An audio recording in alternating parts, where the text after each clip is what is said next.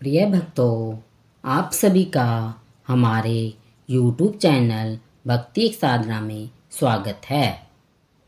भक्तों, आज हम इस वीडियो में आप सभी को हरतालिका तीज के व्रत की पावन कथा को सुनाने जा रहे हैं।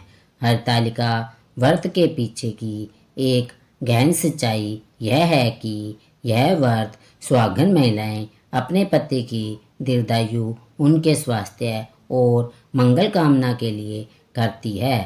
वहीं कुंवारी कन्याएं इस व्रत को मनवांछित पति की प्राप्ति हेतु करती है। इस व्रत की यह मान्यता है कि इस व्रत को सर्वप्रथम स्वयं माता पार्वती ने भगवान शिव को पति रूप में प्राप्त करने के लिए किया था। मित्रों, हरतालिका व्रत भाद्रपद मास के शुक्ल पक्ष की तृतीया तिथि को किया जाता है। हरतालिका तीज व्रत में कथा के श्रवण का अत्यधिक महत्व बताया गया है।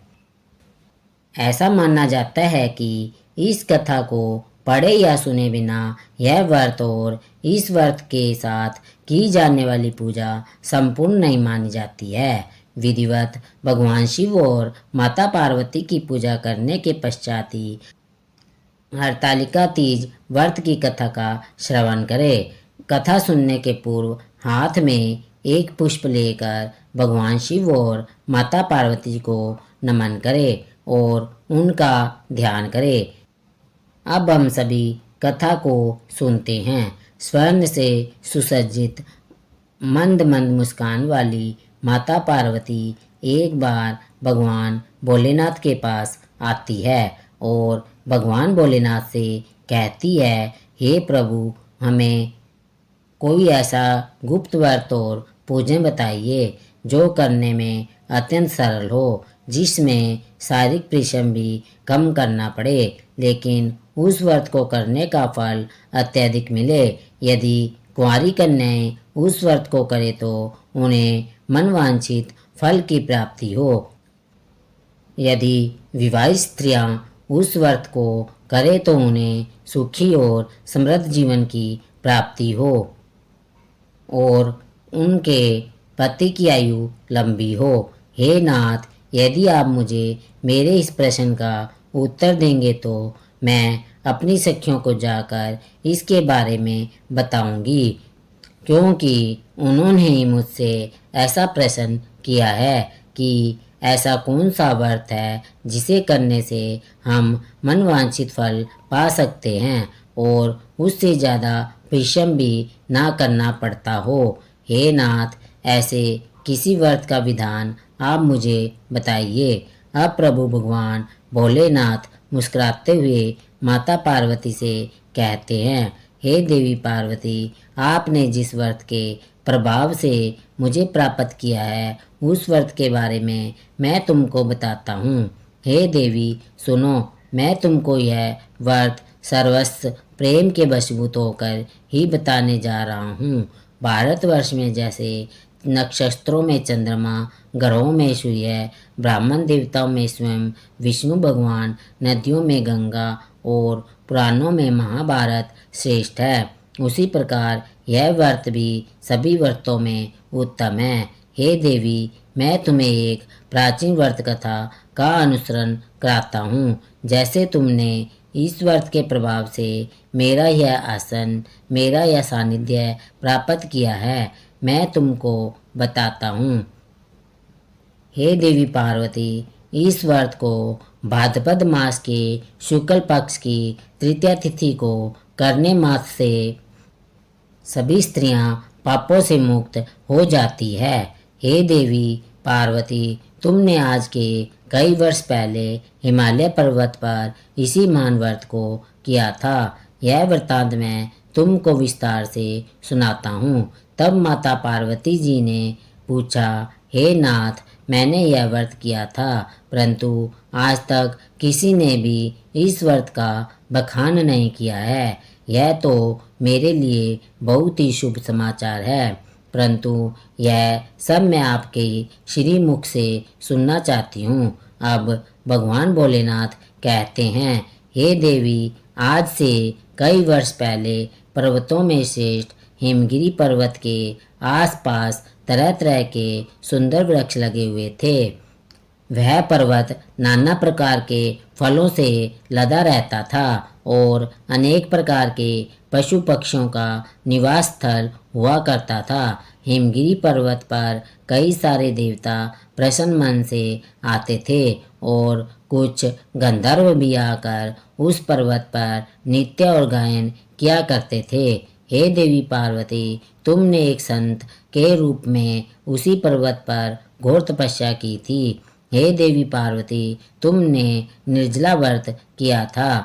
प्रति माह में तुम बस तप में बैठी रहती थी और बैसाख की जलती धूप हो या श्रावण के महीने में जब जल बरसता हो तब भी तुम वैसे ही अड़िग बैठी रहती थी। तुमको इस कठिन अवस्था में देखकर तुम्हारे पिता महाराज हिमालय तुम्हारा दुख इस तरह से सहन नहीं कर पाते थे। वे दिन रात तुम्हें ही याद करते थे। तुम्हारे लिए ही वह बड़े दुखी रहते थे और कभी कभी तुमसे गुस्सा भी हो जाते थे, क्योंकि आप एक राजा की पुत्री थी। इसलिए सभी आपके पिता को कहते थे कि इसके पिता एक राजा है और अपनी इकलौती पुत्री को सन्यासियों जैसा जीवन जीने के लिए जंगल में छोड़ रखा है। अब भगवान भोलेनाथ आगे कहते हैं, हे देवी पार्वती, एक दिन मुनि श्रेष्ठ देवर्षि नारद जी उस समय तुम्हें देखने के लिए गए। नारद जी जब वहाँ पर आए तो उन्होंने जब नारायण नारायण कहा तब तुम्हारी आंख खुल गई। तुमने देवर्षि नारद जी को हिमगिरी पर्वत पर आया हुआ देखकर हे देवी तुमने उसको अर्घ्य दिया। आसन आदि देकर देवर्षि नारद जी की विधिवत पूजा की और कहा, हे प्रभु, आप आज हमारे घर किस प्रयोजन से पधारे हैं? मेरा भाग्य है जो आज आपके दर्शन हो गए। तब देवर्षि नारद जी ने कहा, हे देवी पार्वती, आप तो साक्षात शक्ति स्वरूपा देवी है। हे देवी पार्वती, मैं भी आपके दर्शन पाकर धन्य हो गया हूँ। अब इतना कहकर वह देवर्षि नारद जी वहाँ से चले गए और उन्होंने जाकर यही बात भगवान विष्णु से कही। तब भगवान विष्णु ने अपनी दिव्य दृष्टि से देखा तो उन्हें भी देवी पार्वती बहुत सुंदर और तपस्वी दिखी। तब उन्होंने देवर्षि नारद जी से कहकर देवी पार्वती के पिता हिमगिरी पर्वत के राजा के पास अपने विवाह का प्रस्ताव देवर्षि नारद जी के माध्यम से पहुंचाया। जब श्री हरि विष्णु का संदेशा लेकर देवर्षि नारद जी हिमगिरी पर्वत के राजमहल में पहुँचे तब उन्होंने कहा कि हे पर्वतराज, आपकी पुत्री पार्वती के रूप और तप पर मोहित होकर भगवान श्री हरि विष्णु आपकी पुत्री से विवाह करना चाहते हैं। संपूर्ण लोक में भगवान श्री हरि विष्णु जैसा दूसरा और कोई भी वर नहीं है। स्वयं ब्रह्मा और इंद्र भी भगवान विष्णु के समान नहीं है। इसलिए मैं तो यही कहूँगा कि आप अपनी कन्या का विवाह भगवान विष्णु के साथ ही करवा दीजिए। मैं आपके पास भगवान श्री हरि विष्णु का यही संदेश लेकर आया हूँ। अब पर्वतराज हिमवान कहते हैं, ए महर्षि नारद जी, यदि आप ऐसा कहते हैं और स्वयं भगवान विष्णु मेरी पुत्री से विवाह करना चाहते हैं तो यह मेरे लिए परम सौभाग्य की बात है। मैं अपनी कन्या का विवाह भगवान विष्णु जी के साथ अवश्य करवाऊंगा। अब पर्वतराज हिमवान के मुख से ऐसी बात सुनकर देवर्षि नारद जी वहाँ से आकाश में विलीन हो गए और अपने अन्नदाता पीताम्बरधारी शंख चक्र और गदाधारी भगवान विष्णु जी के पास जा पहुँचे। वहाँ पहुंचकर देवर्षि नारद जी ने हाथ जोड़कर भगवान श्री हरि विष्णु जी को प्रणाम किया और उनसे कहा, हे प्रभु सुनिए, आपके बताए अनुसार मैंने आपका विवाह हिमवान पर्वत की कन्या पार्वती जी से पक्का कर दिया है। अब इस बात को सुनकर भगवान श्री हरि विष्णु जी बहुत प्रसन्न हुए। अब उधर हिमवान ने माता पार्वती के पास जाकर कहा, हे पार्वती, मैंने तुम्हारा विवाह जगत के पालनहार भगवान विष्णु जी के साथ करने का देवर्षि नारद जी से निश्चित कर लिया है। अब अपने पिता की यह बात सुनकर माता पार्वती बिना किसी उत्तर को दिए ही अपना पूजा पाठ का सामान लेकर अपनी एक प्रिय सखी के साथ घर को चली गई। अब भगवान भोलेनाथ कहते हैं कि हे देवी पार्वती, तुम मन ही मन बहुत दुखी थी और जमीन पर बैठकर विलाप करने लगी। तुम्हें इस प्रकार दुखी देखकर तुम्हारी सखी तुम्हारे पास आई थी और उसने पूछा था कि हे पार्वती, तुम क्यों इतनी दुखी हो? इसका क्या कारण है? मुझे बताओ। तुमको तो अब प्रसन्न होना चाहिए, क्योंकि तुम्हारा विवाह तो अब जगत के पालनहार भगवान विष्णु के साथ होने जा रहा है। परंतु आप तो उदास है। तुम्हारी तो कुछ भी इच्छा हो मुझे बताओ, मैं उसको पूरा करने की चेष्टा करूंगी, इसमें कोई संशय नहीं है। तब पार्वती बोली, हे सखी, मेरी जो कुछ अभिलाषा है उसे तुम प्रेम पूर्वक सुनो। मैं एकमात्र केवल भगवान शिव को ही अपना पति बनाना चाहती हूँ, इसमें कुछ भी संशय नहीं है। मेरे इस विचार को पिताजी ने ठुकरा दिया है, इसलिए मैं अपने शरीर का त्याग कर दूंगी। अब माता पार्वती जी की इस बात को सुनकर सखी ने कहा कि अरे सखी, शरीर का त्याग ना करो, चलो मैं तुम्हें किसी ऐसे घनघोर वन में ले चलती हूँ जहाँ पर तुम्हारे पिता को पता ना चले। तुम वहाँ बैठकर भगवान भोलेनाथ की आराधना करना, भगवान स्वयं ही आपके मन की इच्छा पूर्ण करेंगे। अब सखी की सलाह को मानकर माता पार्वती जी तुरंत ही वैसे ही वन में जा पहुंची। उधर माता पार्वती जी के पिता हिमवान माता पार्वती को नगर नगर और गांव गांव खोजने लगे। राजा हिमवान ने अपने सभी राज्य में घोषणा करवा दी कि पार्वती को जो भी ढूंढेगा उसे सोने के सिक्के दान दिए जाएंगे। अब राजा हिमवान ने मन ही मन सोचा कि मैंने देवर्षि नारद जी के समक्ष अपनी पुत्री पार्वती का विवाह श्री हरि विष्णु जी के साथ करने की प्रतिज्ञा कर ली है कि मैं अपनी पुत्री का विवाह भगवान विष्णु के साथ अवश्य कराऊंगा। यह मेरा वचन कैसे पूरा होगा? ऐसा सोचते सोचते गिरिराज हिमवान मूर्छित होकर गिर पड़े। अब सभी लोग हाहाकार करने लगे कि हमारे राजा को क्या हो गया है। ऐसा करते करते जब हिमवान को होश आया तब सब लोग पूछने लगे कि गिरिराज, आप अपनी मूर्छा का कारण बताइए। तब हिमवान ने कहा, आप लोग मेरे दुख का कारण सुनो। आज 10 दिनों में पता नहीं मेरी कन्या पार्वती को कौन हर ले गया। अगर ऐसा हुआ है तो मेरी सुंदर कन्या पार्वती को किसी काले सांप ने काट लिया होगा या फिर कोई सिंह उसे खा गया होगा। तभी मेरी कन्या घर नहीं आई। मेरी बेटी कहाँ गई? किसी दुष्ट पापी दुराचारी ने मेरी पुत्री को मार डाला है।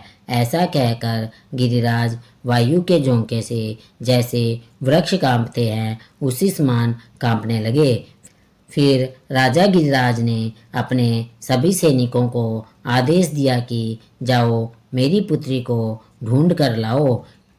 इधर माता पार्वती उस जंगल में हिंसक जंतुओं से बचते हुए उस भयानक वन में घूमती हुई अपनी सखी के साथ एक ऐसी जगह पर पहुंची जहां एक पवित्र नदी बह रही थी। अब भगवान भोलेनाथ कहते हैं कि हे देवी पार्वती, तुमने उसी स्थान पर जहाँ से नदी बहती थी वहाँ पर मेरी एक बालू की प्रतिमा बनाकर अपनी सखी के साथ निराहार रहकर मेरी आराधना करने में जुट गई। और जब भाद्रपद शुक्ल पक्ष की तृतीया तिथि आई तब तक तुमने मेरा विधिवत पूजन किया और रात भर जाकर गीत वाद्य आदि से मुझे प्रसन्न करने में रात बिताई।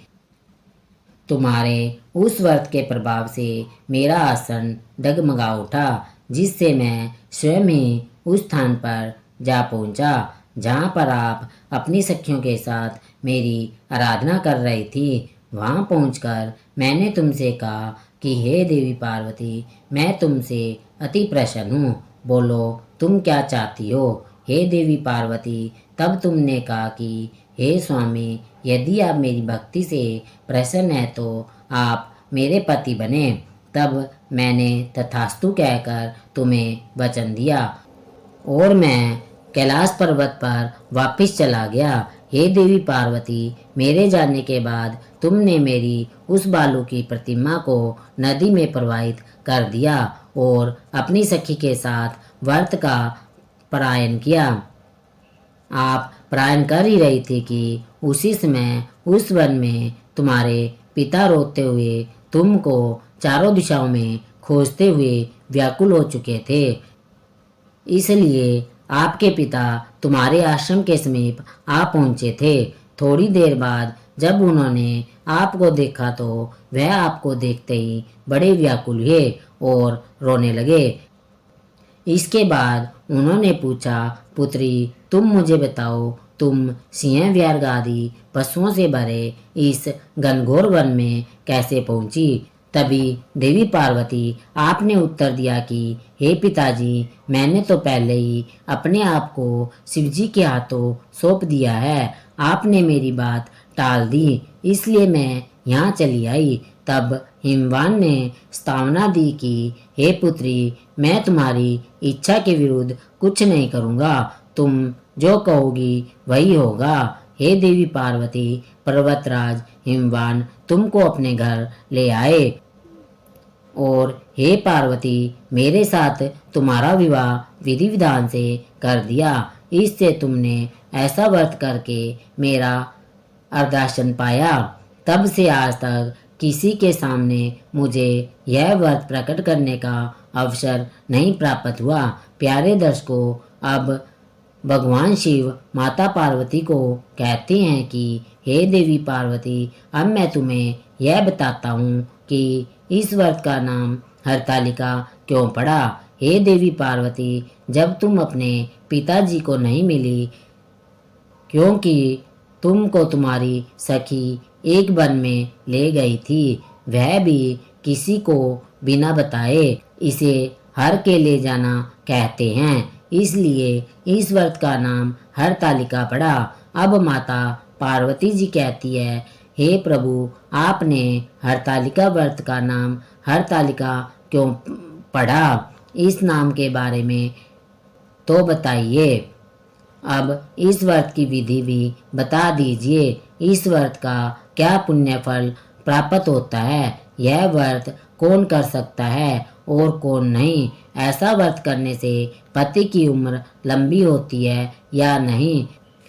तब भगवान भोलेनाथ माता पार्वती जी से कहते हैं कि हे देवी, स्त्री जाति की भलाई के लिए मैं यह उत्तम व्रत बताता हूँ।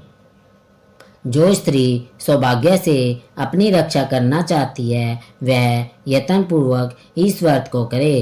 केले के खंभे आदि से सुशोभित एक सुंदर मंडप बना ले, उसमें रंग बिरंगे रेशमी कपड़ों से चंदोवा लगाए, चंदन आदि सुगंधित द्रव्यों से उस मंडप को लेपे। फिर शंख, भेरी, मृदंग आदि बजाते हुए बहुत से लोग एकत्रित होकर तरह तरह के मंगलाचरण करते हुए उस मंडप में माता पार्वती तथा शिवजी की प्रतिमा स्थापित करे।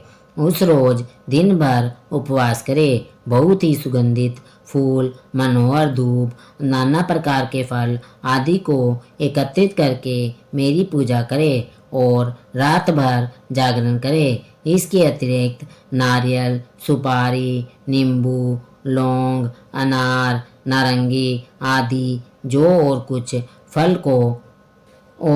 कुछ फल जो प्राप्त हो सके उन्हें इकट्ठा कर ले।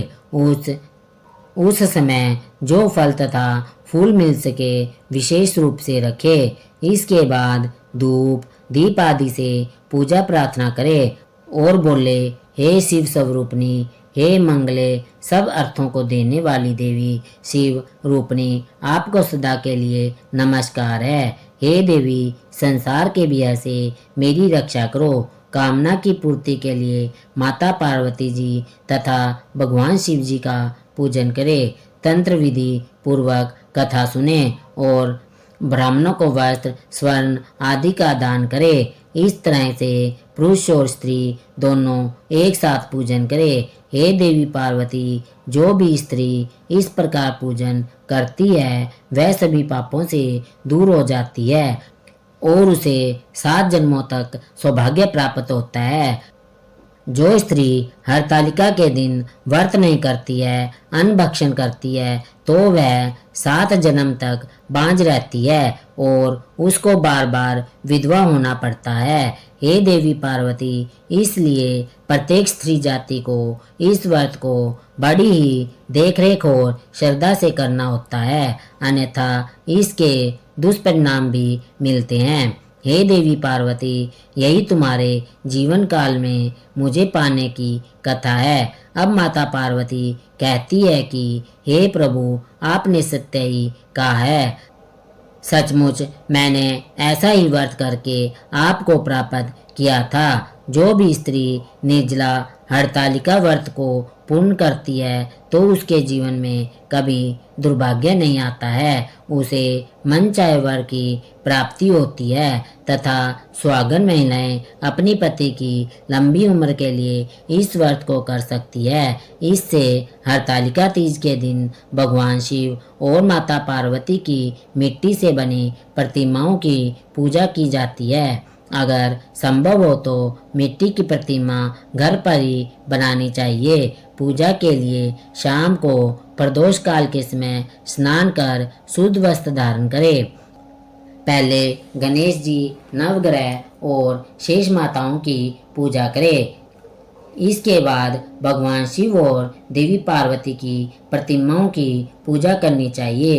इसके लिए शुद्ध जल, पंचामृत, रोली, मोली, अक्षत, चंदन, सिंदूर, फल फूल और बेलपत्र आदि से पूजा करनी चाहिए। प्रतिमाओं को सुंदर वस्त्रों से सजाकर भगवान शिव को धोती या गमछा अर्पित करना चाहिए। पार्वती जी को लहंगा, ओढ़नी और सुहाग पिटारी अर्पित करके व्रत की कथा पढ़नी और सुननी चाहिए। सुहागन महिलाएं या कुंवारी कन्याएं इस व्रत को निर्जल रखती है। अब हम सभी मिलकर भगवान शिव और माता पार्वती का ध्यान करेंगे, जिनके केसों पर मंदार अर्थात आँख के पुष्पों की माला शोभा देती है और जिन भगवान शंकर के मस्तक पर चंद्र और कंठ में मुंडों की माला पड़ी हुई है। जो माता पार्वती दिव्यास्त्रों से सुसज्जित है और भगवान शंकर दिगंबर वेश धारण किए हुए हैं। मित्रों, कैलाश पर्वत के सुंदर शिखर पर माता पार्वती जी ने श्री महादेव जी से पूछा कि हेमेश्वर, मुझसे यह गुप्त से गुप्त बात कहिए जो सबके लिए सब धर्मों से भी सरल और महान फल देने वाली हो। हे नाथ, अगर आप मुझ पर अति प्रसन्न हैं तो आप उसे मेरे सम्मुख प्रकट कीजिए। भक्तों, अब हम एक और ऐसी कथा सुनने जा रहे हैं जो कैलाश पर्वत के रजत शिखर पर, जहाँ समय स्वयं महादेव की इच्छा से ठहर जाता है और जहाँ ब्रह्मांड के रहस्य शांत बर्फ की परतों के नीचे दबे रहते हैं। माता पार्वती अपने स्वामी भगवान शिव के साथ विराजमान थी। चंद्रमा अपनी पूरी कलाओं के साथ चमक रहा था और उसकी शीतल चांदनी कैलाश को एक दिव्य लोक का आभास दे रही थी। वातावरण में एक गहन शांति थी जिसे केवल भगवान शिव के डमरू से कभी कभी निकलने वाली मंद ध्वनि भी भंग करती थी। माता पार्वती ने अपने कमल नयनों से भगवान शिव को देखा और एक मधुर मुस्कान के साथ बोली, हे मेरे स्वामी, हे जगतपति, आपने मुझे मेरे पूर्व जन्म की कथा सुनाई कि कैसे मैंने हरतालिका तीज का व्रत करके आपको पति के रूप में प्राप्त किया। यह कथा सभी कुंवारी कन्याओं के लिए एक प्रेरणा है जो मनवांछित वर की कामना करती है। परंतु हे भोलेनाथ, मेरी यह जानने की इच्छा है कि क्या इस व्रत का प्रभाव केवल विवाह तक सीमित है? क्या कोई ऐसी विवाहित स्त्री की कथा है जिसने इस व्रत के माध्यम से अपने दाम्पत्य जीवन के किसी गहन संकट को दूर किया हो? मैं एक ऐसी कथा सुनना चाहती हूँ जो स्वागन स्त्रियों के मन में इस व्रत के प्रति विश्वास को और भी दृढ़ करे, जो उन्हें यह सिखाए कि यह व्रत केवल पति की लंबी उम्र के लिए नहीं बल्कि उनके आत्मिक और चारित्रिक कल्याण के लिए भी किया जा सकता है। एक ऐसी कथा जो प्रेरणा दे, जो ज्ञान का प्रकाश फैलाए और हर स्त्री को अपने भीतर छिपी शक्ति का अनुभव करवाए। भगवान शिव, जो ध्यान में लीन थे, ने धीरे से अपनी आंखें खोली। उनके नेत्रों में संपूर्ण ब्रह्मांड का ज्ञान और करुणा का सागर समाया हुआ था। उन्होंने माता पार्वती की ओर देखकर स्नेहपूर्वक कहा, हे पार्वती, तुम्हारी जिज्ञासा अत्यंत कल्याणकारी है। तुमने केवल अपने लिए नहीं अपितु समस्त स्त्री जाति के मार्गदर्शन के लिए यह प्रश्न किया है। हाँ, ऐसी एक कथा अवश्य है। यह कथा बहुत पुरानी नहीं है। यह उस समय की है जब मनुष्य के हृदय में विश्वास और संदेह के बीच निरंतर युद्ध चलता रहता है। यह कथा है अटूट श्रद्धा की, मौन प्रतीक्षा की और एक ऐसे चमत्कार की जो किसी भारी अम्बंडर से नहीं बल्कि एक स्त्री के पवित्र हृदय से जन्मा था। भगवान शिव ने कहना प्रारंभ किया और उनकी गंभीर वाणी कैलाश के शांत वातावरण में गूंजने लगी। नर्मदा नदी के तट पर बसा एक सुंदर गांव था जिसका नाम धर्मपुर था। जैसे उसका नाम था वैसे ही वहाँ का वातावरण भी था। गांव के लोग धर्मपरायण, मेहनती और एक दूसरे के सुख दुख में साथ देने वाले थे। उसी गांव में एक स्त्री रहती थी जिसका नाम सुलोचना था। सुलोचना अपने नाम के अनुरूप ही सुंदर आंखों वाली नहीं बल्कि सुंदर दृष्टि वाली थी। वह हर किसी में अच्छाई देखती थी और हृदय भक्ति और प्रेम से सराबोर था। उसका विवाह गांव के सबसे प्रतिभाशाली मूर्तिकार माधव से हुआ था। माधव के हाथों में जैसे स्वयं विश्वकर्मा का वास था। वह पत्थर की निर्जीव शिलाओं में भी प्राण फूंक देता था। उसकी बनाई मूर्तियां इतनी जीवंत लगती थी कि देखने वाले को भ्रम हो जाता था कि वे अब भी बोल पड़ेगी। माधव और सुलोचना का दाम्पत्य जीवन प्रेम और सम्मान की नींव पर खड़ा था। माधव अपनी कला में डूबा रहता था और सुलोचना उसकी दुनिया को संवारती थी। वह माधव के हर सुख दुख का ध्यान रखती थी, उसके लिए भोजन बनाती, उसके काम करने के स्थान को साफ सुथरा रखती और जब वह काम करके थकता तो अपने प्रेम भरे शब्दों से उसकी सारी थकान हर लेती। माधव भी सुलोचना का बहुत सम्मान करता था। वह जानता था कि उसकी कला को जो पोषण मिलता है वह सुलोचना के निस्वार्थ प्रेम और समर्पण की ही देन है। किंतु हे देवी, जैसे कि मनुष्य का स्वभाव है, समय के साथ परिस्थितियां बदलती है। धर्मपुर के पास एक बड़े नगर का विकास हो रहा था। उस नगर के एक धनी सेठ की नज़र माधव की कला पर पड़ी। उसने माधव को नगर में एक बड़ी कार्यशाला खोजने का प्रस्ताव दिया। और उसे अग्रिम धनराशि के रूप में इतना धन दिया जो माधव ने अपने पूरे जीवन में एक साथ नहीं देखा था। माधव की प्रसिद्धि अब गांव से निकलकर नगर तक पहुंच गई थी। लोग उसे शिल्पकार माधव के नाम से जानने लगे थे। बड़े बड़े मंदिरों और हवेलियों से मूर्तियों के आदेश मिलने लगे। धन और प्रसिद्धि के आगमन के साथ माधव के स्वभाव में धीरे धीरे एक अनचाहा परिवर्तन आने लगा। जिस कला को वह ईश्वर की देन मानता था, अब उसे वह अपना व्यक्तिगत कौशल समझने लगा।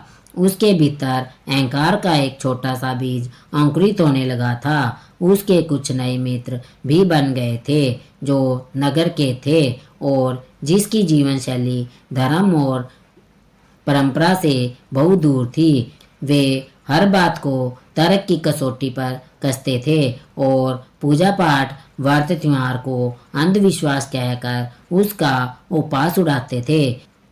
माधव अब अपना अधिकांश समय नगर की कार्यशाला में ही बिताने लगा। जब वह गांव लौटता तो वह थका हुआ और चिड़चिड़ा रहता था।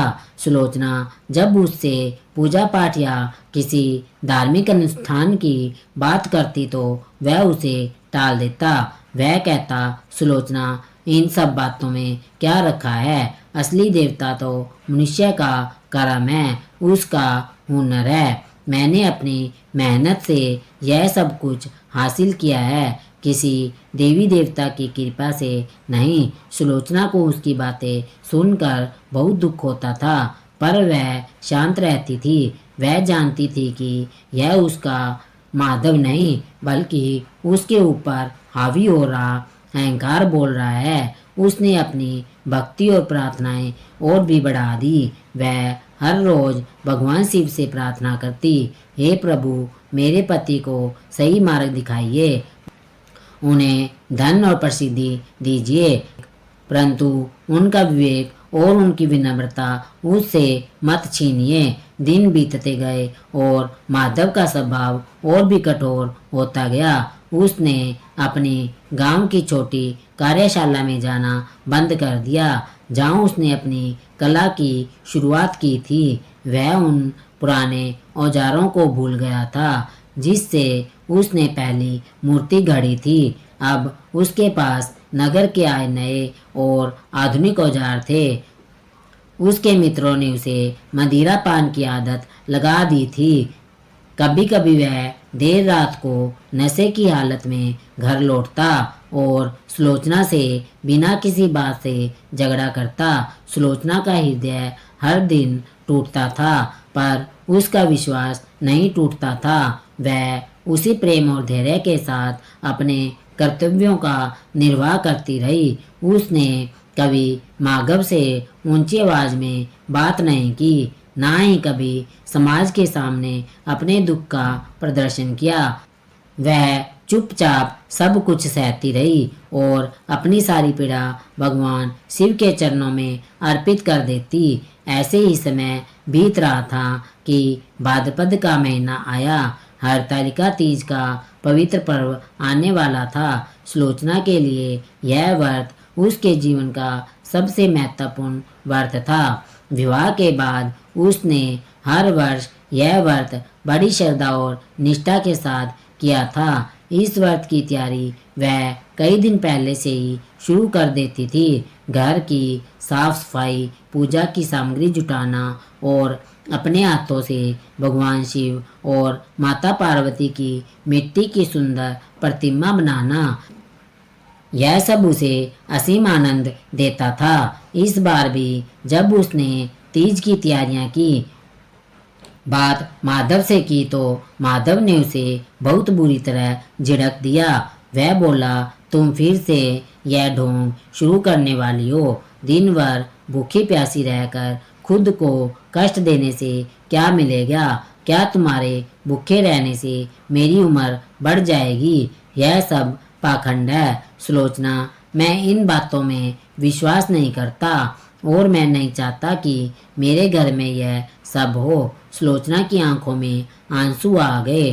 आज तक माधव ने कभी भी पूजा पाठ के लिए उसे सीधे तौर पर मना नहीं किया था, भले ही वह खुद शामिल ना हो। यह पहली बार था कि उसने इतने कठोर शब्दों का प्रयोग किया था। सुलोचना ने अपने आंसू पोंछे और बड़ी विनम्रता से कहा, यह व्रत मैं आपके लिए करती हूँ स्वामी, आपकी लंबी आयु और आपके स्वास्थ्य के लिए यह मेरा विश्वास है, मेरा धर्म है। आप इसमें शामिल ना हो कोई बात नहीं, पर कृपया करके मुझे इसे करने से मत रोकिए, यह मेरा सुहाग का पर्व है। माधव कुछ देर चुप रहा, फिर गुस्से से बोला, तुम्हें जो करना है करो, पर मुझसे किसी भी प्रकार की सहायता की उम्मीद मत रखना।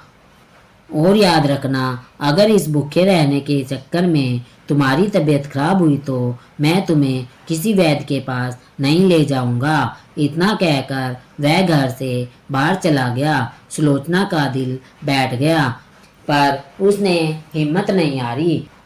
उसने निश्चय किया कि इस बार यह व्रत और भी अधिक निष्ठा और तपस्या के साथ करेगी। उसे विश्वास था कि भगवान भोलेनाथ उसकी पुकार अवश्य सुनेंगे। उसने बाजार जाकर पूजा का सामान खरीदा, केले, पत्ते, आम के पल्लव, तरह तरह के फल फूल और सुहाग की सारी सामग्री।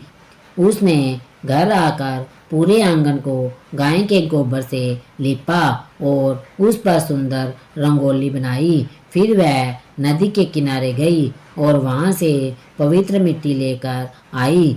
उस मिट्टी को उसने गंगा जल से गूथा और फिर अपने कोमल हाथों से भगवान शिव और माता पार्वती, श्री गणेश जी की मनमोहक प्रतिमाओं का निर्माण किया। जब वह प्रतिमा बना रही थी तो उसकी आंखों से अविरल अश्रुधारा बह रही थी। वह हर आंसू के साथ यह प्रार्थना कर रही थी, हे माँ गौरी, जैसे आपने कठोर तप करके अपने स्वामी को पाया था, वैसे ही मुझे मेरा खोया हुआ स्वामी वापस दिला दीजिए।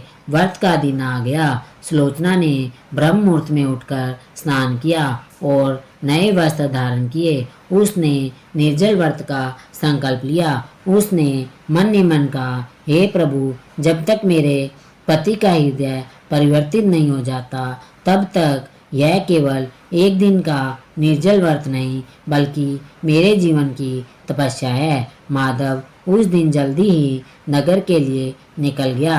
जाते जाते वह व्यंग्य से बोला, शाम तक अगर जीवित बची तो मेरे लिए भोजन बना देना। सुलोचना ने कोई उत्तर नहीं दिया, बस उसे जाते हुए देखती रही। सुलोचना ने पूरा दिन भगवान शिव में ध्यान बिताया। उसने शिव पुराण का पाठ किया, शिव स्तोत्रों का गान किया। दोपहर की धूप तेज हुई और उसका गला प्यास से सूखने लगा, पर उसका मन अड़िग था। उसे अपने शारीरिक कष्ट का कोई अनुभव ही नहीं हो रहा था। उसकी पूरी चेतना भगवान शिव के चरणों में केंद्रित थी। शाम हुई, प्रदोष काल का समय आया।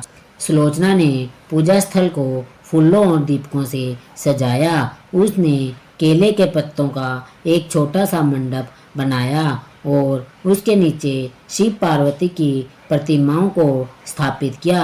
उसने विधि विधान से पूजा आरंभ की। उसने गणेश जी की पूजा की, फिर नवग्रहों का पूजन किया और फिर भगवान शिव और माता पार्वती का षष्ठोपचार पूजन किया। उसने भगवान शिव को बेलपत्र, धतूरा, भांग अर्पित किए और माता पार्वती को सुहाग की पूरी सामग्री, लाल चुनरी, सिंदूर, चूड़ियाँ, बिंदी, महावर, सब कुछ बड़े प्रेम से चढ़ाया। हर मंत्र के साथ, हर पुष्प के साथ वह अपने मन की पीड़ा और अपनी प्रार्थना अर्पित कर रही थी। उधर नगर में माधव अपने मित्रों के साथ बैठा मदिरा पान कर रहा था। उसके मित्र सुलोचना का मजाक उड़ा रहे थे। एक मित्र बोला, माधव, तुम सच में भाग्यशाली हो। तुम्हारी पत्नी तुम्हारे लिए भूखी प्यासी रहकर तुम्हारी उम्र बढ़ा रही है और तुम यहाँ हमारे साथ आनंद ले रहे हो। दूसरा बोला, अरे यह सब औरतों के चौंचले हैं, इन्हें और कोई काम तो है नहीं, बस यही सब करती रहती है। माधव भी उनकी हाँ में हाँ मिला रहा था, पर कहीं ना कहीं उसके मन में एक बेचैनी थी। उसे बार बार सुलोचना का शांत और दृढ़ चेहरा याद आ रहा था। पूजा करते करते आधी रात बीत गई। अब रात्रि जागरण का समय था। सुलोचना ने हाथ में दीपक लेकर आरती आरंभ की। वह भजन गाने लगी। उसकी आवाज़ में इतना दर्द और इतनी भक्ति थी कि आसपास का वातावरण भी पवित्र हो गया। वह गा रही थी, हे शिव शंकर, हे भोलेनाथ, मेरे स्वामी को सद्बुद्धि दो, हर लो उसके मन का अंधकार, भर दो उसमें भक्ति का प्रकाश। जैसे जैसे रात गहरी हो रही थी, सुलोचना का सिर थक रहा था, पर उसकी आत्मा जागृत हो रही थी। उसकी प्रार्थना की तीव्रता बढ़ती जा रही थी। उसने अपनी दोनों आंखें बंद की और अपना पूरा ध्यान शिवलिंग पर केंद्रित कर दिया। उसके मन में उसने मन ही मन भगवान शिव से संवाद करना शुरू किया। हे प्रभु, आप तो अंतर्यामी हैं, आप सब जानते हैं। मैं आपसे अपने लिए कुछ नहीं मांगती, बस मेरे पति को उनका असली स्वरूप लौटा दीजिए। वह हृदय से बुरे नहीं हैं, बस संगत और अहंकार ने उनकी बुद्धि को हर लिया है। हे त्रिलोकीनाथ, मैं आपके द्वार पर एक भिक्षुणी की तरह खड़ी हूँ। मुझे मेरे पति का प्रेम, उनका सम्मान, उनकी विनम्रता भिक्षा में दे दीजिए। जब तक आप मेरी भिक्षा स्वीकार नहीं करेंगे, मैं यहाँ से नहीं उठूँगी, चाहे मेरे प्राणी क्यों ना चले जाए। भगवान शिव अपनी कथा को कुछ क्षण के लिए रोक कर बोले, हे पार्वती, तुम जानती हो, एक सच्चे भक्त की निस्वार्थ पुकार कभी अनसुनी नहीं जाती। जब एक स्त्री अपने सुहाग के लिए इस तरह तप करती है तो तीनों लोक की शक्ति भी उसे उसके लक्ष्य से डिगा नहीं सकती। उस रात्रि सुलोचना की भक्ति ने कैलाश को भी कंपायमान कर दिया था। उसकी प्रार्थना में इतनी शक्ति थी कि वह सीधे मेरे हृदय तक पहुंच रही थी। उधर नगर में माधव जब नशे में धुत होकर अपनी कार्यशाला में सोने के लिए लेटा तो उसे एक विचित्र अनुभव हुआ।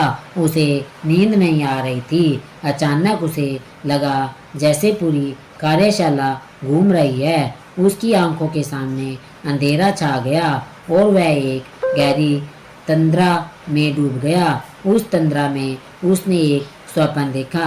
माधव ने देखा कि वह बहुत बूढ़ा हो गया है। उसके हाथ कांप रहे हैं। उन हाथों में औजार पकड़ने की शक्ति नहीं रही।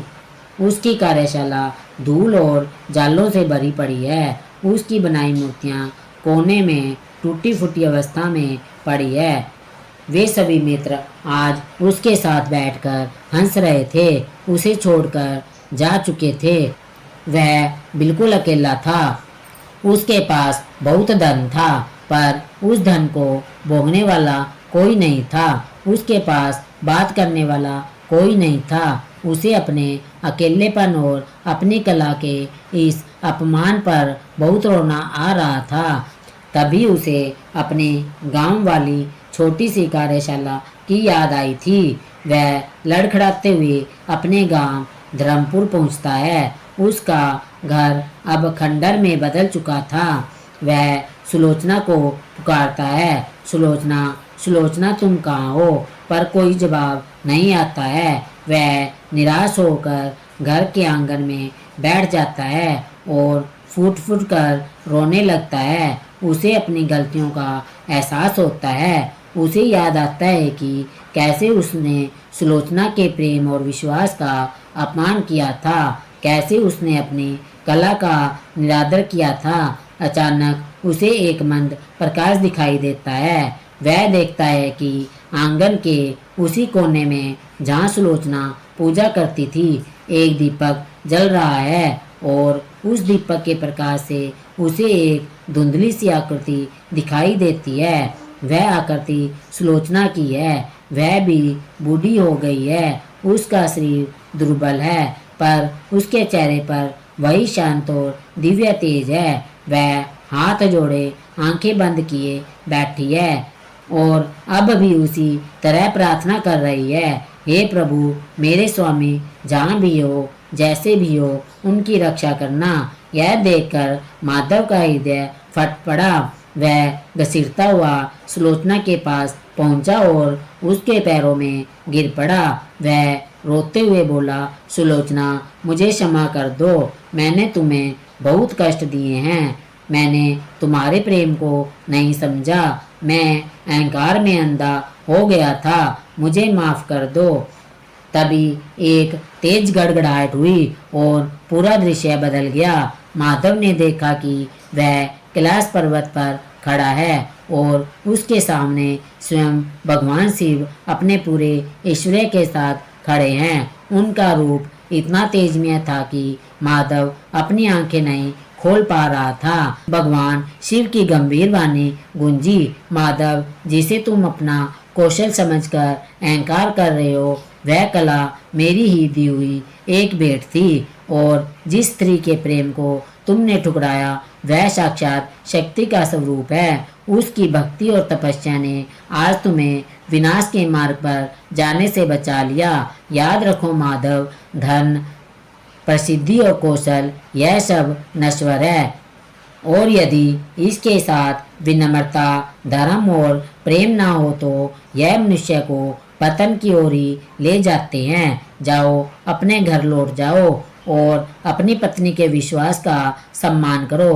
तुम्हारी सच्ची सफलता तुम्हारी कला में नहीं बल्कि तुम्हारे चरित्र में है। इतना कहते ही माधव का स्वप्न टूट गया। वह पसीने से लथपथ होकर उठ बैठा। बाहर अभी भी अंधेरा था, पर भोर होने में अधिक देर नहीं थी। उसके कान में सुलोचना के भजन गाने की धीमी आवाज पड़ी। वह तुरंत उठा और अपनी बैलगाड़ी लेकर धर्मपुर की ओर भागा। नशा काफूर हो चुका था। उसका मन आत्मग्लानि और पश्चाताप से भरा हुआ था। जब वह घर पहुंचा तो सुबह की पहली किरण फूट रही थी। उसने देखा सुलोचना पूजा स्थल पर बैठी थी। उसका चेहरा पीला पड़ गया था और वह अत्यंत दुर्बल लग रही थी, पर उसकी आंखों में एक अद्भुत चमक थी। वह पूजा की अंतिम आहुति दे रही थी। माधव दबे पांव उसके पीछे जाकर खड़ा हो गया। जैसे ही सुलोचना ने पूजा संपन्न की और उठने की कोशिश की, कमजोरी के कारण वह लड़खड़ा गई। इससे पहले कि वह गिरती, माधव ने दौड़कर उसे अपनी बाहों में थाम लिया। सुलोचना ने आंखें खोली तो अपने स्वामी को अपनी आंखों में आंसू लिए खड़ा पाया। वह कुछ समझ नहीं पाई। माधव ने उसे सहारा देकर बिठाया और खुद उसके चरणों में बैठ गया। उसने सुलोचना के दोनों हाथ अपने हाथों में लेकर कहा, सुलोचना, मुझे माफ कर दो, मैं अंधा हो गया था। मैं तुम्हारे प्रेम और तुम्हारी भक्ति की शक्ति को नहीं समझ पाया। आज तुम्हारी वजह से मुझे मेरी आत्मा वापस मिली है। तुम्हारा व्रत सफल हुआ। सुलोचना, तुमने केवल मेरी लंबी आयु नहीं मांगी बल्कि मुझे एक नया जीवन दिया है। सुलोचना की आंखों से खुशी के आंसू बहने लगे। उसके कांपते हाथों ने माधव का चेहरा छुआ और बोली, स्वामी, आप आ गए, मेरे लिए यही बहुत है। मेरा व्रत, मेरी पूजा, सब कुछ सफल हो गया। उस दिन माधव ने स्वयं अपने हाथों से सुलोचना का व्रत तुड़वाया। उसने उसे जल पिलाया और फल खिलाए। फिर उसने सुलोचना के साथ मिलकर भगवान शिव और माता पार्वती की प्रतिमाओं को बड़े सम्मान के साथ उठाया और वे दोनों उसे विसर्जित करने के लिए नर्मदा नदी के तट पर गए। उस दिन के बाद माधव पूरी तरह बदल गया। उसने मदिरा पान और बुरे मित्रों का साथ हमेशा के लिए छोड़ दिया। वह अपना अधिकांश समय गांव में ही बिताने लगा। उसने अपनी कला को फिर से ईश्वर की साधना बना लिया। अब वह जो भी मूर्ति बनाता उसमें एक अद्भुत दिव्यता झलकती थी। उसने अपनी सबसे पहली उत्कृष्ट कृति के रूप में भगवान शिव और माता पार्वती की अर्धनारीश्वर प्रतिमा बनाई, जो इस बात का प्रतीक था कि स्त्री और पुरुष एक दूसरे के पूरक है और एक के बिना दूसरे का अस्तित्व अधूरा है। कथा समाप्त करके भगवान शिव मौन हो गए। माता पार्वती की आंखें भी भीगी हुई थी। उन्होंने गदगद कंठ से कहा, हे प्रभु, यह कथा सचमुच अद्भुत और ज्ञानवर्धक है। आपने सत्य का हरतालिका तीज का व्रत केवल एक परंपरा नहीं, बल्कि यह एक स्त्री के आत्मबल, उसके धैर्य और उसकी निस्वार्थ प्रेम की शक्ति का प्रतीक है। सुलोचना जैसी स्त्री ही वास्तव में एक सुहागिन होने का सच्चा अर्थ सार्थक करती है। भगवान शिव ने मुस्कुराते हुए कहा, इसलिए हे देवी, जो भी स्त्री इस कथा को सुनेगी और सुलोचना की तरह अटूट विश्वास के साथ इस व्रत को करेगी, उसके दाम्पत्य जीवन में कभी कोई संकट नहीं आएगा। उसका पति न केवल दीर्घायु होगा, बल्कि चरित्रवान, विवेकी और धर्म के मार्ग पर चलने वाला भी बनेगा। इस व्रत की शक्ति भौतिक कामनाओं से कहीं परे है। यह आत्मा को शुद्ध करने वाला और दो हृदय को सदा के लिए एक करने वाला एक पवित्र अनुष्ठान है। और कैलाश पर एक बार फिर वही दिव्य शांति छा गई, जिसमें सुलोचना और माधव के प्रेम की भक्ति की कथा हमेशा के लिए अमर हो गई। तो दोस्तों, प्रेम से बोलिए उमा महेश्वर भगवान की जय हो। दोस्तों, कैसी लगी आज की हमारी यह ज्ञानवर्धक कहानी? प्लीज़ कमेंट करके अवश्य बताइए और हमारे चैनल भक्ति एक साधना को सब्सक्राइब करना ना भूलें। मिलते हैं अगली वीडियो में। बोल शिव शंकर भगवान की जय हो। जय